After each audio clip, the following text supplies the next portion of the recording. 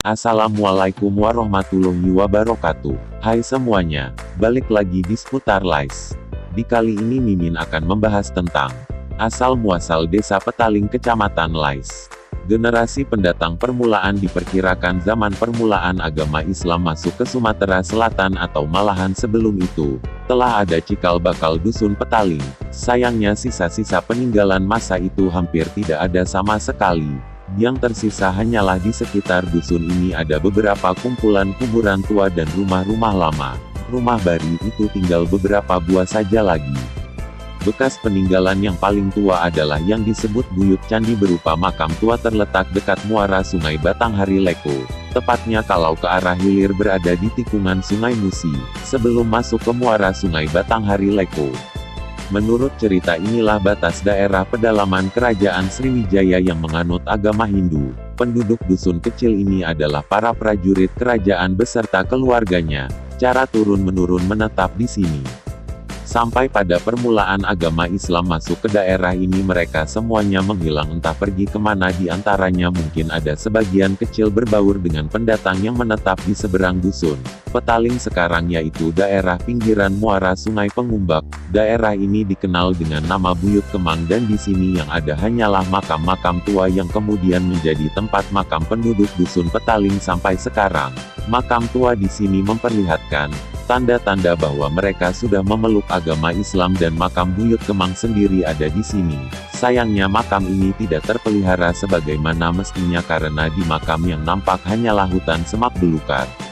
Seperti telah diungkapkan sebelumnya, bahwa kira-kira 2 km ke arah hulu dari dusun Petaling terdapat pula sisa-sisa makam tua yang dikenal penduduk dengan nama Buyut Sentano.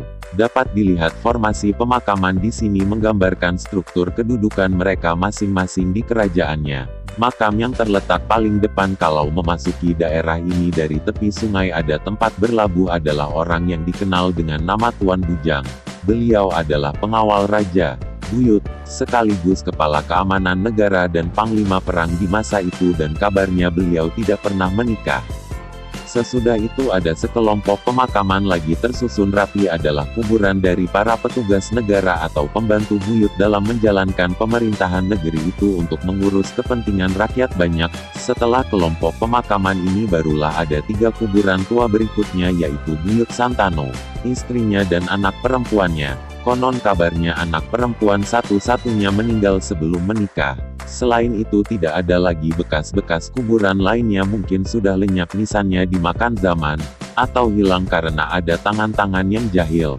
Ada cerita lain yang mengisahkan bahwa wujud Santano ini juga berasal dari Palembang yang memisahkan dari rombongan mereka yang mengungsi ke daerah pedalaman karena kerajaan mereka ditaklukkan oleh pendatang baru ke Palembang.